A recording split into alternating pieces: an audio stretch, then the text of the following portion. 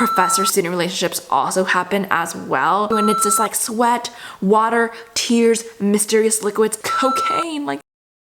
Welcome back to my channel. Today I'm going to be spilling the tea, the wine, the tequila, the juice, whatever else beverage of your choice you want to spill today about UC Berkeley. I'm going to be covering more of the spicy, the juicy, the caliente, that's the same thing as spicy, right? Topics about UC Berkeley. So yeah, if you're interested, stay tuned. If you don't already know, my name is Angelica. I like to make videos about college, lifestyle, beauty, health. And if that sounds interesting to you, make sure to click that subscribe button, hit that notification bell, follow me on my social medias, and be a part of the community. And let's get straight to the video.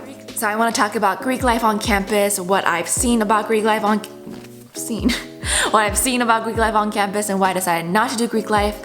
So I rushed my fall, and to be honest, I just felt like I wasn't being seen because I wasn't Caucasian, and I felt like these girls were not even giving me a chance to get to know me. Naturally, as people, and I'm guilty of this too sometimes, like we tend to hang out with people that look like us. Going through the rush process, I was trying to sell my most I'm basic, I'm American, I'm just like you, we have similar experiences. But I couldn't help but feel that I was trying to prove something to them that I knew I already was. Like, I know I'm American, I know I have tons of experience that are just like them, and I don't know why they couldn't see that and give me an opportunity. And it's no coincidence that the top tier houses have only a few token people of color, and this is not UC Berkeley exclusive.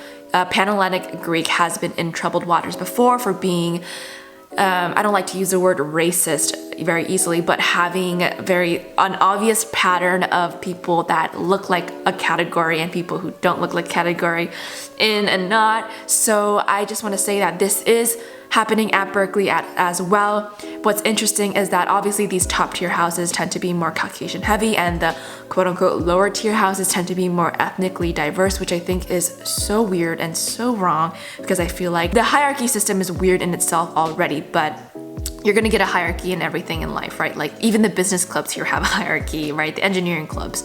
So, I mean, the hierarchy thing I can't be mad about, but what did upset me was the lack of representation. They were not listening to me. They were not even giving me a chance to really get to know me. So I thought that was really unfair. And it's no coincidence me and all my friends of people of color all got dropped by the same houses that first day.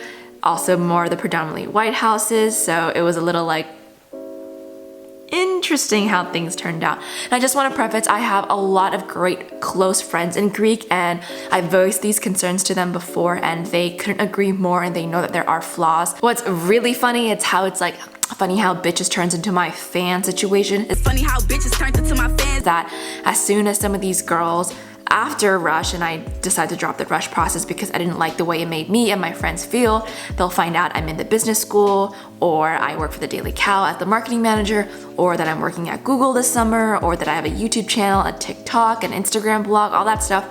They suddenly forgot that they actually rushed me. Like, we talked during rush, but they have obviously no remembrance of who I am because they didn't give me the time of day during rush.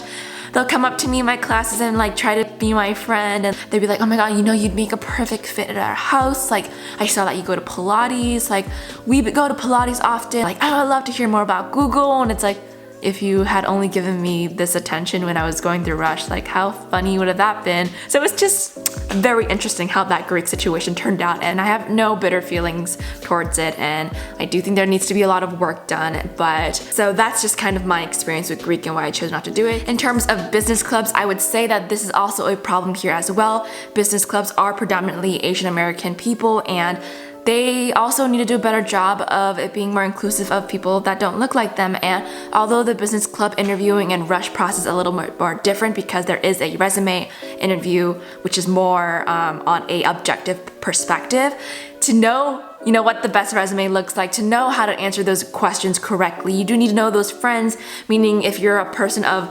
Caucasian or African American and these groups are not really represented in these professional and business clubs, then you need to make those friends. So it goes back to network, who you know, being connected. So I just think that a lot of organizations could do a better job of unbiasedly, deliberately trying to encourage, if anything, advocating for more diversity in the organizations that are a part of. I just think there's so many things we can learn from different lived experiences, and as a leader in one of my organizations, that's something I constantly try to do and step out of my comfort zone, is trying to recruit people that don't look like me, don't come from similar backgrounds from our whole, and try to diversify the conversation in the club, because we don't want to just have one homogenous energy, you know, we want different opinions, different experiences, different faces, different everything. So thank you for coming to my TED Talk.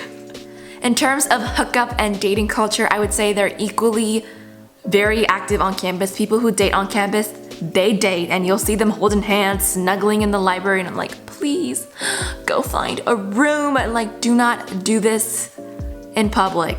But there's also hookup culture, which people are just like mating like bunnies everywhere, and they're just like, okay, like you do you too, just like be safe, be cool. But I think a rebellion against how they were raised or their high school experience, because a lot of these people who are at UC Berkeley, they were probably studying a lot, they probably didn't have the most like freedom, so when they get to Cal, it's like all hell broke loose and everyone's just like, yes, yes, yes. So it's a little like, you know, a reaction towards the, you know, super sheltered, oppressed experience from high school.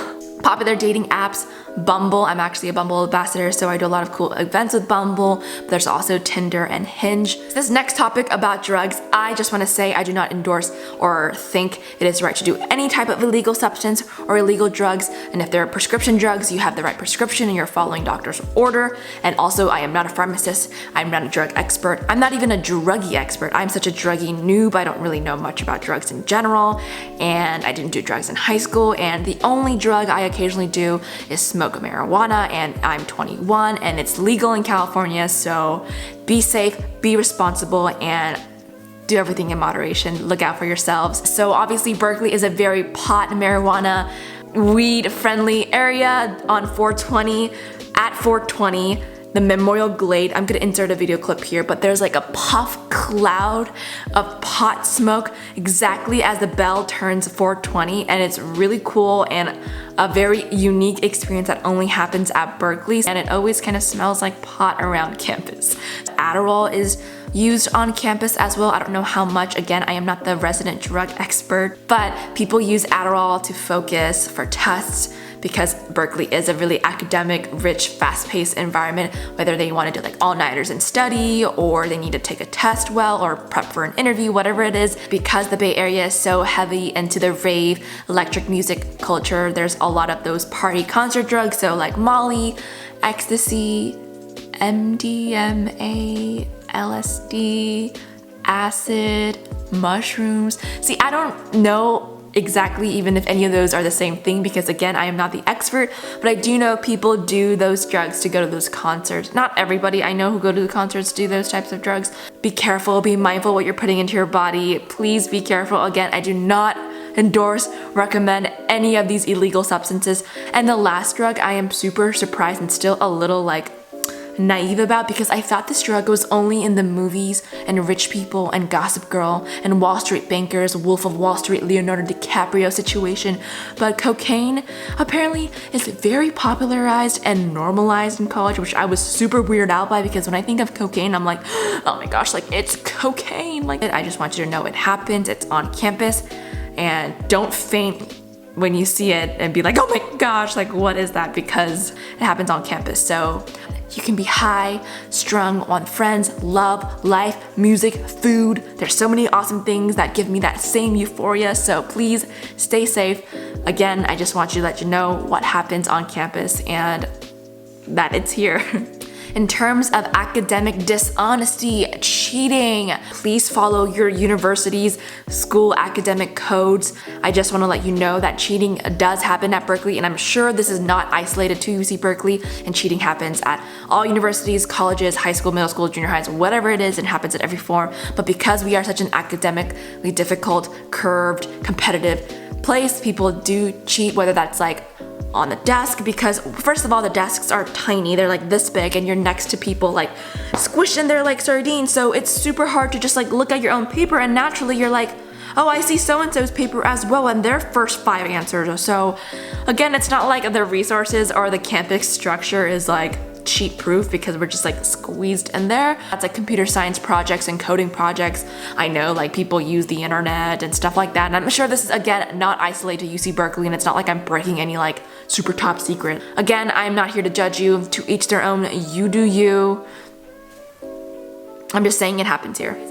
Partying culture at UC Berkeley, I feel like falls under 3 categories: Greek life, clubs, and just friends. So Greek life, you can always go to frat parties. Frat parties are kind of for freshmen and sophomore because 1, it's gross in there, 2, there's limited alcohol, 3, you're eating cheap alcohol, 4, the wet floors, grimy, Chad and Brad are all over you, and it's just like sweat, water, tears, mysterious liquids everywhere mixed, weird smells, people are sticky, so I don't really like frat houses. I never really liked frat houses. But game days are always fun, so on Saturdays, the big game or Cal Day, these are fun like danger parties.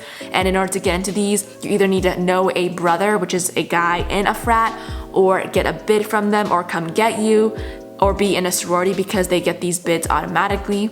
Second is clubs and organizations and communities. They have their own kickbacks, parties, get-together, stuff like that. And so, you know, that's that situation. But if you don't want to be a part of a club or a community, if you have friends or your dorm mates or your floor mates or classmates from class, you don't have to be in any club or organization. And you don't even have to be intoxicated or drinking on anything, because you can have so much fun sober. Like me, I have a lot of fun sober because I'm just excited by life, you know?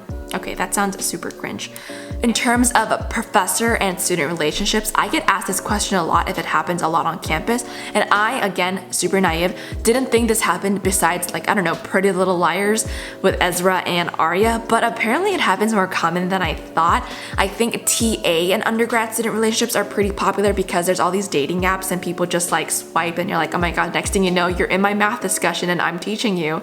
But I think professor-student relationships also happen as well. I thought this only happens in the movies, but yeah, I don't know. I mean, as long as they're both consenting adults, like you do you, but it happens, I guess. Thank you so much for watching. I hope you are a little bit entertained and intrigued by the juicy, spicy, interesting things that UC Berkeley people don't talk about as openly on the internet. Let me know in the comments below if you like this type of video and what you want to see me do next. Thank you so much for watching. Make sure to click that subscribe button, and I will see you all in the next one.